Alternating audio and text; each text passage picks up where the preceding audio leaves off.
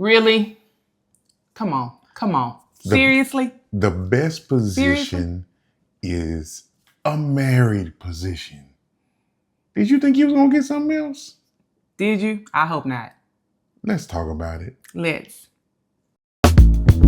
Everything we share just elevates the marriage. It's me, a Tasha's horse and carriage. Oh, and I knew that I found love when I found you.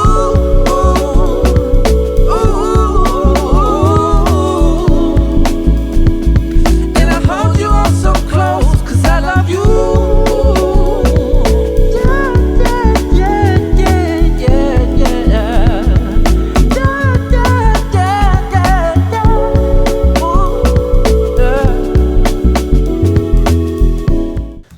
All right. So, you saw the thumbnail, you saw what it was. But if you know us, You knew you weren't about to get no sex positions when you clicked that button. You should have known.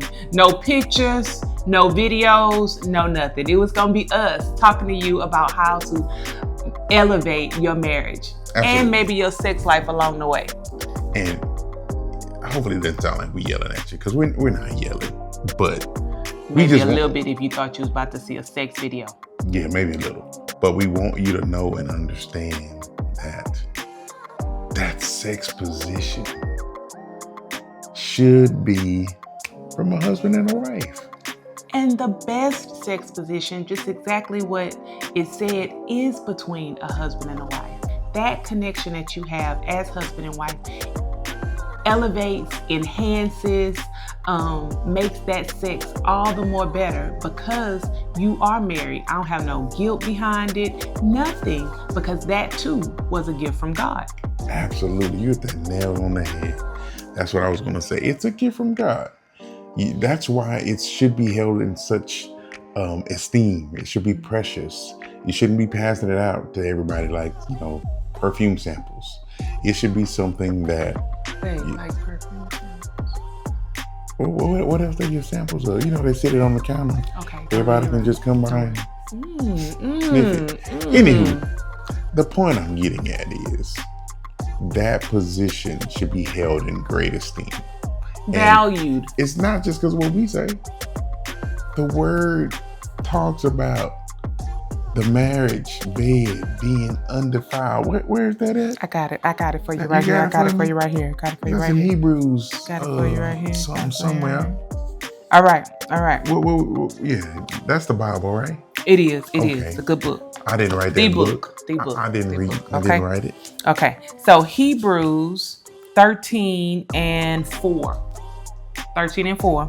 Okay, it says, marriage is to be honored by all, and the marriage bed kept undefiled, because God will judge the sexually immoral and adulterers. So one thing that really sticks out to me, it says marriage is to be honored by all. Marriage is to be honored by all. So those within the marriage, of course, it's our marriage, so we're going to honor it, but it's expected that everybody else does too. Absolutely. And that means even those that feel like they want to try to redefine marriage, let's just put it out there. It's a God thing.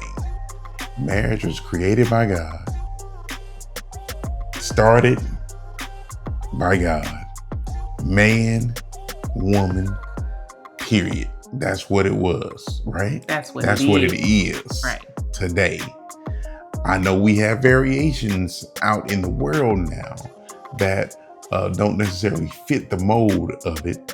And outside of a Christian belief, you might say that it's accepted, right? But y'all know who we are. That's right. You know what we're about. And what we believe is this Bible. I have another little word for you. Want to hear it? Here you go. We got some more meat, right? To kind of solidify in the back of what we're talking about when it comes to this marriage sex, this sex position of marriage. Okay, so then in 1 Corinthians. Where we at? Is that the 7th chapter? 1 Corinthians 7th chapter. I'm just going to start from the top. You read as much before or as much after as you need to help you get an understanding. But I'm just going to give you a little taste. All right. So it says principles of marriage is what it's titled. Now, in response to the matters you wrote about, it is good for man not to have sexual relations. It is good for a man not to have sexual relations with a woman. But because sexual immorality is so common, each man should have sexual relations with his own wife, and each woman should have sexual relations with her own husband. A husband should fulfill his marital duty to his wife, and likewise a wife to her husband. A wife does not have the right over her own body, but her husband does. No, you ain't. In the same way, before y'all start clowning, in the same way, a husband does not have the right over his own body, but his wife does. Do not deprive one another, except when you agree for a time to devote yourselves to prayer. Then come back together again. Otherwise, this is, if you don't do that, this might happen. Satan may tempt you because of your lack of self-control. I say this as a concession, not as a command. I wish that all people were as I am, but each has his own gift from God. One person has this gift, another has that. Now, Paul was a great man. That's who he's writing to the faith. Church of Corinth. Mm-hmm. But he wasn't always a Christian. And to have that come from him and have that word be so deep and poignant for the church of Corinth at that time, it meant something, right? And when he talked about being like me, because, Paul wasn't married. And I think in his mind, this is just my opinion, he would have preferred that everybody just forego that marriage, because in his time, Jesus was going to be coming back. He was going to be coming back soon. So not being married would kind of keep you good. You don't have to worry about the sexual immorality, so on and so forth. But if you do. But keeping you focused. At Right. that point, he was saying not being focused on courting, as we call it, or Right. not being focused on, how you going to take care of this wife or pleasing your own fleshly desires, but being focused on Jesus coming back and what are we going to do and how we're going to focus and how we're going to be ready and making sure we're Absolutely. pure and ready to go. That's what he was saying, being focused on, because otherwise you could get tempted and then lose the opportunity. Yeah. Hey, this is James. And this is Tasha. We know your marriage is impeccable. The bomb. You don't need any assistance in connecting, Loving each other, respecting each other. communicating. Not you. You got it all figured out. But your neighbor. They need it. And They what need about it. your sister? Yeah. So you watching it, go ahead and share it with them. Yes. Do us a favor. Like it, subscribe to the groups. Click the little button. Let somebody know. Easy peasy. It's good information. Let us know that you love it. Put us some comments down in the bottom. We appreciate the We love. want to hear from you. Absolutely. All right. We'll let you get back to the video. All right.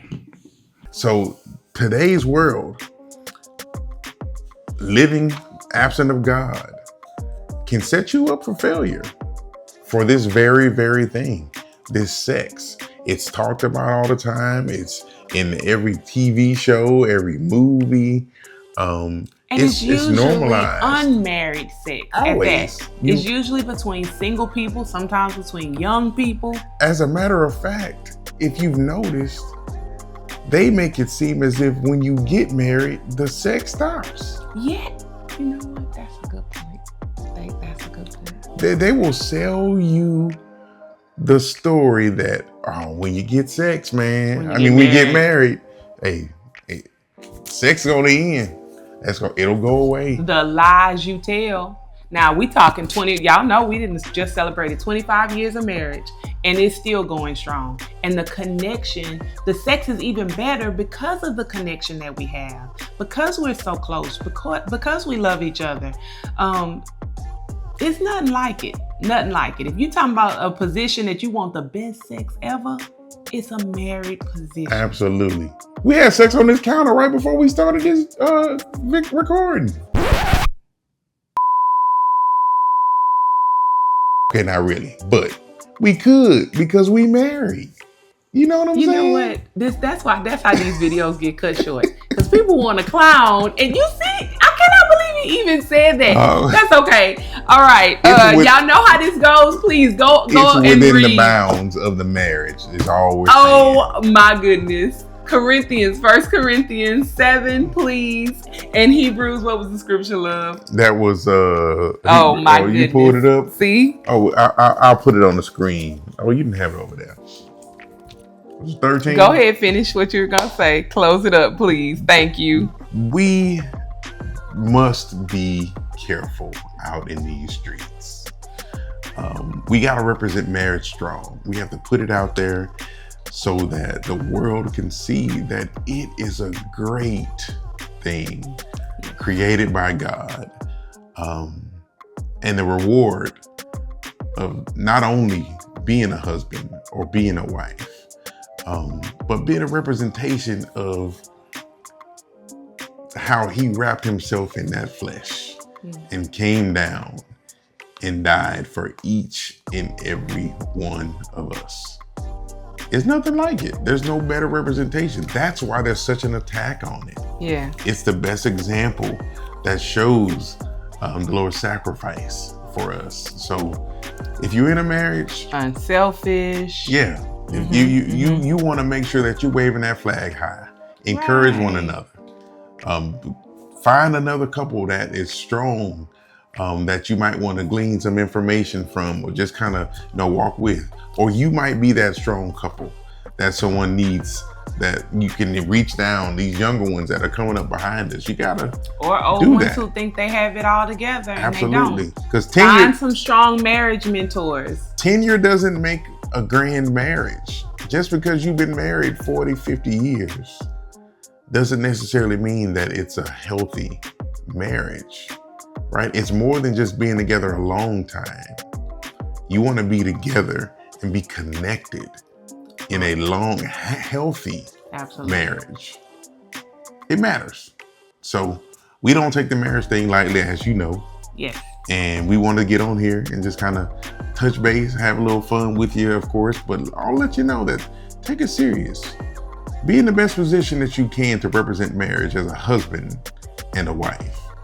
The Lord will bless you for it, and the world will thank you for the example that you can be out there for them. Big facts, babe. Very good, very good. And that was Hebrews 13 and 4. Good people.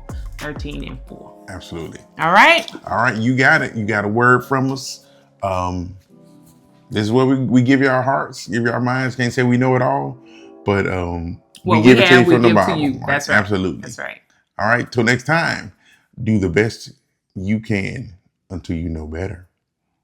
And when you know better, do better. I'm James Lee. I'm Tasha Lee. We'll talk to you soon. Bye. Peace.